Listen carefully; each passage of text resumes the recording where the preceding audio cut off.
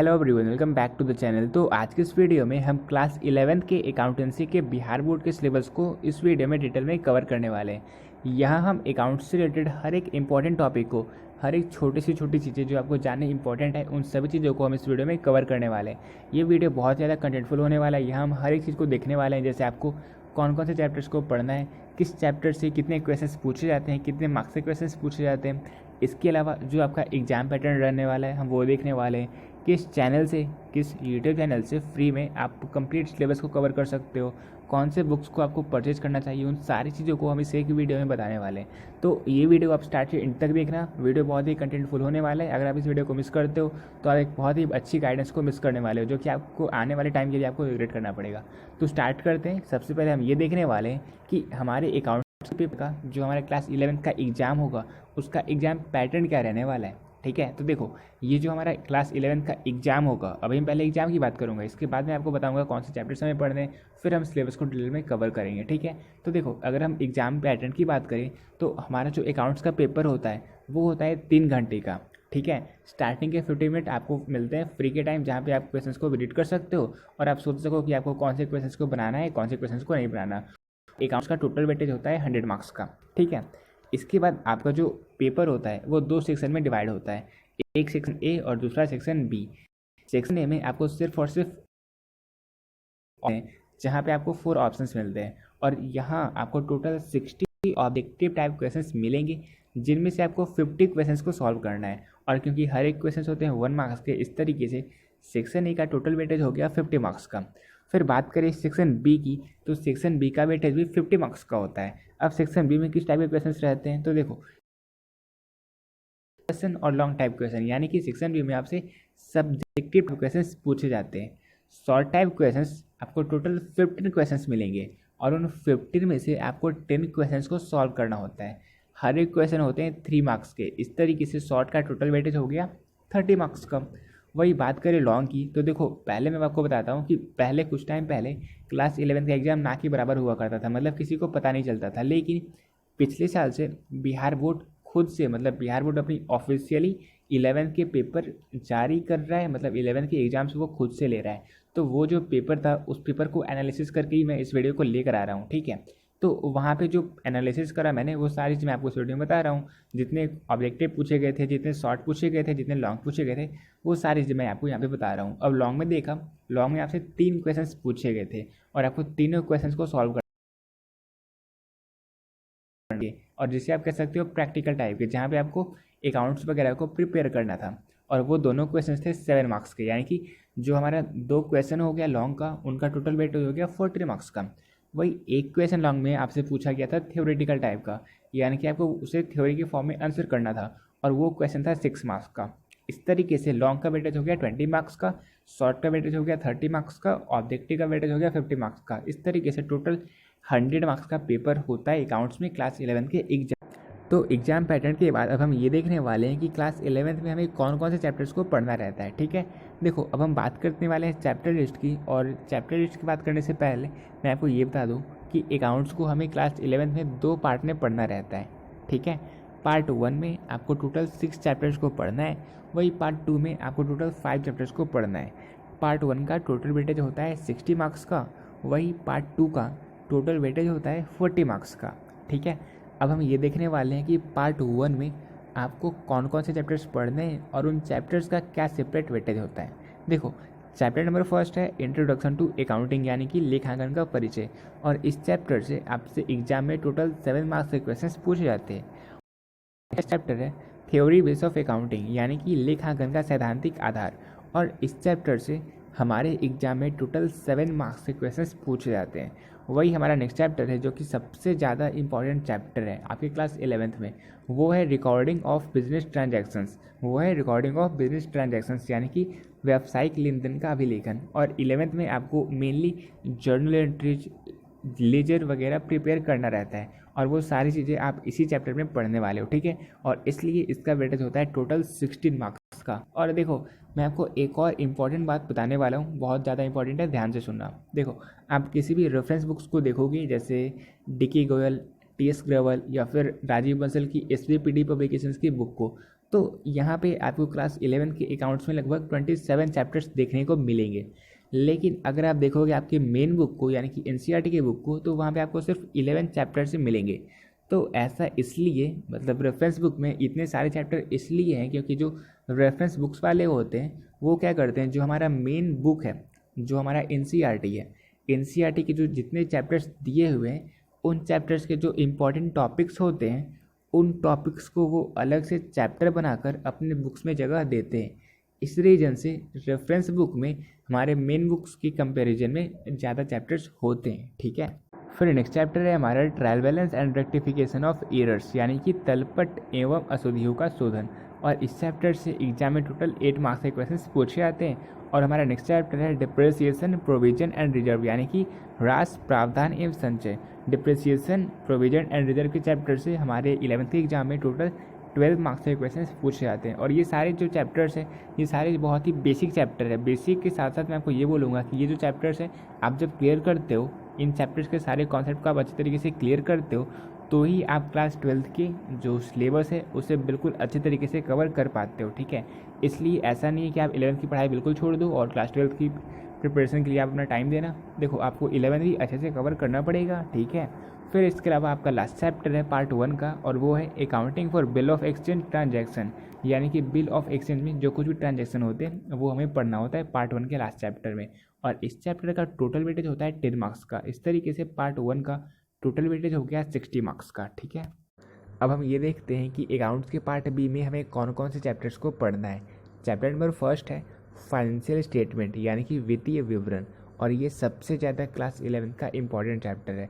इस चैप्टर में हमें ट्रेडिंग अकाउंट को प्रिपेयर करना रहता है, हमें प्रिपेयर करना रहता है मैन्युफैक्चरिंग अकाउंट को ट्रेडिंग अकाउंट से पहले, फिर हमें ट्रेडिंग अकाउंट के बाद प्रॉफिट एंड लॉस अकाउंट यानी कि P&L अकाउंट को प्रिपेयर करना रहता है, और एट द एंड हमें बैलेंस शीट को प्रिपेयर करना रहता है। ठीक है, वो सारी चीज़ों को हमें पढ़ना रहता है फाइनेंशियल स्टेटमेंट के चैप्टर में। इसलिए इस चैप्टर से टोटल 25 मार्क्स के क्वेश्चन आपसे एग्जाम में पूछे जाते हैं। ठीक है, इसके अलावा हमारा नेक्स्ट चैप्टर है अकाउंट्स फ्रॉम इनकम्प्लीट रिकॉर्ड्स, यानी कि यहाँ पर हम सिंगल एंट्री सिस्टम को देखते हैं, और इस चैप्टर से एग्जाम में टोटल 5 मार्क्स के क्वेश्चन पूछे जाते हैं। फिर हमारा नेक्स्ट चैप्टर है कंप्यूटर इन अकाउंटिंग, यानी कि कंप्यूटरीकृत लेखांकन प्रणाली, और इस चैप्टर से हमारे एग्जाम में टोटल 6 मार्क्स के क्वेश्चन पूछे जाते हैं। और ये जो 3 चैप्टर्स हैं बाकी के वो छोटे छोटे चैप्टर्स हैं। फिर हमारा लास्ट चैप्टर है कंप्लीट क्लास 11th का, वो है अकाउंटिंग एंड डेटाबेस सिस्टम, यानी कि लेखांकन और डेटाबेस प्रणाली, और इस चैप्टर से आपके एग्जाम में 4 मार्क्स के क्वेश्चन पूछे जाते हैं। तो अब हमने क्लास 11 के कंप्लीट चैप्टर लिस्ट को कवर कर लिया, और पार्ट बी से आपसे एग्जाम में टोटल 40 मार्क्स के क्वेश्चन पूछे जाते हैं। और मैंने आपको पहले ही बता दिया कि पार्ट ए से आपसे एग्जाम में टोटल 60 मार्क्स के क्वेश्चन पूछे जाते थे। ठीक है, देखो अब हम एक और बहुत ही इंपॉर्टेंट चीज़ जो शायद आपने एक्सपेक्ट भी ना किया हो वो आपसे शेयर करने वाले हैं। जितने भी रेफरेंस बुक होते हैं मैंने आपको बता दिया कि वो जानबूझकर चैप्टर को तोड़ तोड़ कर आपको बताते हैं ताकि आपकी अंडरस्टैंडिंग और क्लियर हो सके, इसलिए रेफरेंस बुक में ज़्यादा चैप्टर्स होते हैं।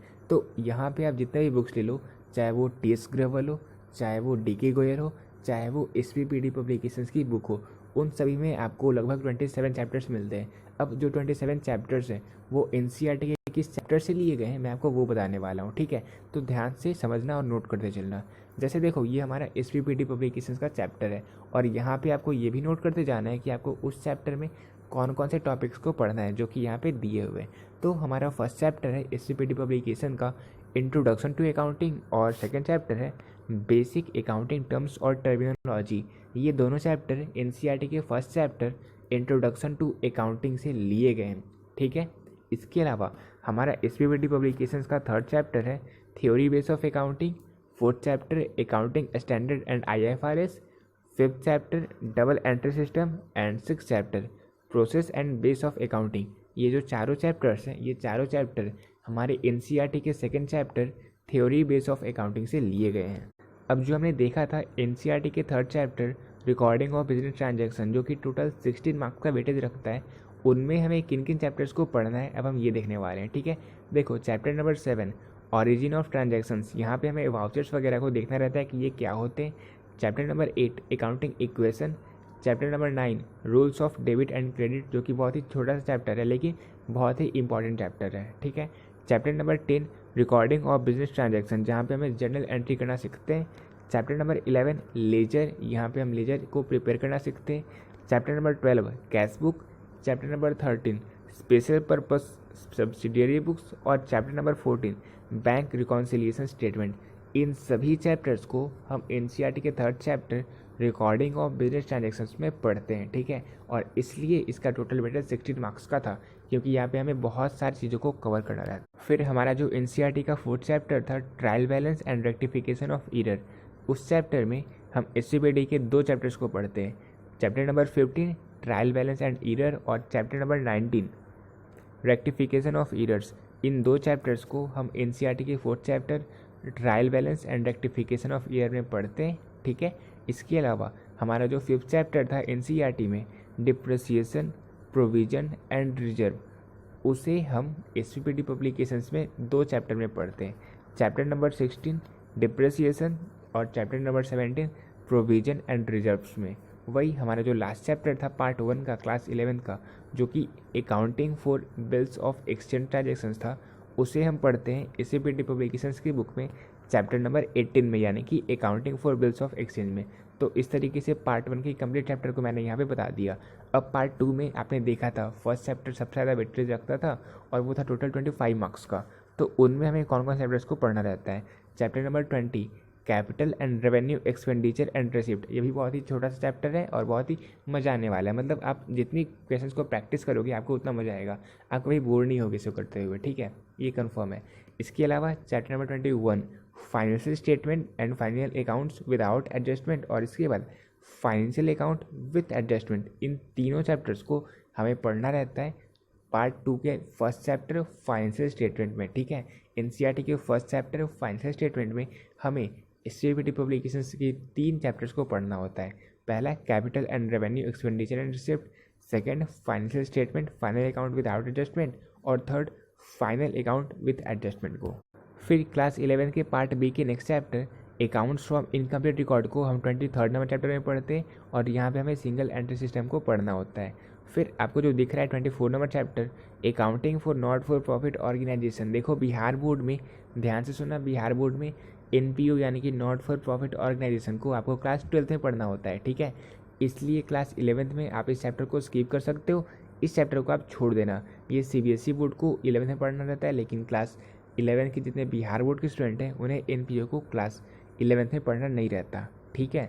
इसके अलावा आपका जो पार्ट बी का नेक्स्ट चैप्टर था, थर्ड चैप्टर था कंप्यूटर इन अकाउंटिंग, वहाँ पे आपको 2 चैप्टर्स पढ़ने होते हैं। एक चैप्टर है introduction to computer and accounting information system that is AIS और नेक्स्ट चैप्टर है application of computer in accounting. इन 2 चैप्टर्स को आपको अकाउंट्स के पार्ट बी के थर्ड चैप्टर में पढ़ना होता है। का जो लास्ट चैप्टर था कंप्लीट क्लास 11 के अकाउंट्स का जो लास्ट चैप्टर था वो था अकाउंटिंग एंड डेटाबेस सिस्टम, जो कि आपको यहाँ पे दिख रहा होगा। तो ये भी छोटा सा चैप्टर था। ये सारी चीज़ें आपको पढ़नी रहती है क्लास 11 के अकाउंट्स में। तो बहुत सारे बच्चे ये कमेंट कर रहे थे कि भैया रेफरेंस बुक में इतने सारे चैप्टर दिए हुए हैं, तो एनसीईआरटी में हमने देखा है बहुत ही कम चैप्टर है, तो इतने सारे जो डिफरेंस है, इतने सारे जो चैप्टर्स दिए हुए हैं वो एडिशनल चैप्टर कहाँ से आए हुए हैं। तो मैंने सोचा कि आपको बिल्कुल क्लियर कर दूं ताकि सब कुछ बिल्कुल क्लियर हो जाए, ठीक है। तो इसलिए मैंने इन चीज़ों को भी इस वीडियो में इंक्लूड किया। आई होप आपके सारे डाउट्स क्लियर हो चुके होंगे अब तक। तो अनडाउटली अब आपके मन में एक डाउट होगा कि आपको 11th में अकाउंट्स के लिए किस बुक को परचेज करना चाहिए। देखो मैंने एक ही वीडियो ऑलरेडी अपलोड कर रखा है जहाँ पर मैंने आपके लिए टीएस ग्रेवल, डीके गोयल और एसपीपीटी पब्लिकेशंस की बुक, इन तीनों को कंपेयर किया है और मैंने आपको ये बता दिया क्लियरली कि अगर आप सीए करना चाहते हो या फिर अगर आप बिहार बोर्ड से ही क्लास 12 तक एग्ज़ाम देना चाहते हो तो मतलब आपके अकॉर्डिंग कौन सी बुक आपके लिए बेस्ट रहने वाली है, ये मैंने आपको वहाँ पे डिटेल में कवर किया। तो उस वीडियो का लिंक मैं इस वीडियो के डिस्क्रिप्शन बॉक्स में ऐड कर दूँगा और साथ ही साथ इन तीनों बुक को परचेज करने का लिंक भी मैं इस वीडियो के डिस्क्रिप्शन बॉक्स में ऐड कर दूँगा, जहाँ पर आप डायरेक्टली क्लिक कर बुक्स को बाई कर सकते हो, ठीक है। तो वो वीडियो ऑलरेडी अपलोड है, डिस्क्रिप्शन बॉक्स में मैं लिंक शेयर कर रहा हूँ, आप क्लिक कर देख सकते हो उस वीडियो को। इसके अलावा अगर आपके मन में कोई भी और डाउट हो, जैसे एक डाउट आपके मन में होगा ही होगा, और वो ये कि आप कौन से चैनल को फॉलो कर सकते हो, कौन से यूट्यूब चैनल को आप फॉलो कर सकते हो क्लास 11 के कंप्लीट सिलेबस को कवर करने के लिए। तो देखो ऐसे तो आपको बहुत ही कम चैनल मिलेंगे जहाँ पे क्लास 11 के कंप्लीट सिलेबस को कवर किया गया हो, जैसे पराग गुप्ता, रजत अरोरा, नरेश अग्रवाल, मैग्नेट ब्रेन, ये सारे ऐसे चैनल्स हैं जिन्होंने क्लास 11 के जितने भी टॉपिक हैं उन सभी को कवर किया, लेकिन यहाँ पे आपको थोड़ी सी स्मार्टनेस दिखानी है। और यहाँ पे जैसे जितने भी चैप्टर्स हैं उन चैप्टर्स को आपको सर्च करना है। सर्च करने पर जो मैंने आपको 4 चैनल बनाए, 4 चैनल में से जिन चैनल की वीडियो सबसे टॉप पर आती है आप उन वीडियो को देख सकते हो, क्योंकि जो सबसे बेस्ट कंटेंट है वो सबसे टॉप पर आते हैं। मतलब वो मैंने ऑलरेडी रिव्यू कर रखा, मैंने ऑलरेडी देख रखा है। और अपने जितने भी बच्चे हमारे चैनल से जुड़े हुए हैं, क्योंकि आपको पता होगा कि हमारा एक टेलीग्राम चैनल है और उस टेलीग्राम चैनल पे 1000 से भी ज़्यादा स्टूडेंट्स जुटे हुए हैं। वही टेलीग्राम ग्रुप में 200 से भी ज़्यादा स्टूडेंट्स जुटे हुए, और उनसे मैंने रिव्यू करवाया था। तो उन्होंने बताया था कि ऐसा नहीं है कि मैंने सिर्फ एक ही चैनल से कंप्लीट क्लास 11 के सिलेबस को कवर किया, बल्कि मैंने अलग अलग टॉपिक के लिए अलग अलग चैनल को फॉलो किया, मतलब अलग अलग चैनल की वीडियो को देखा है। तो वो आपके लिए ज़्यादा बेस्ट होगा। ठीक है, तो देखो आपके मन में कोई भी डाउट हो तो आप हमारे टेलीग्राम ग्रुप को ज्वाइन कर लो, वहाँ पे आप कमेंट कर सकते हो। वहाँ पे मैं या फिर जितने भी सीनियर हैं वो मिलकर आपके डाउट को सॉल्व करने की कोशिश करेंगे। इसके अलावा अगर आप इंस्टा यूज़ करते हो तो आप फॉलो कर सकते हो मुझे, मेरे नाम का यूज़र आईडी यहाँ पे दिया हुआ है, आप इसे सर्च कर सकते हो। या फिर अपने इंस्टा आईडी का लिंक भी मैं शेयर कर दूँगा डिस्क्रिप्शन बॉक्स में और साथ साथ कमेंट सेक्शन में।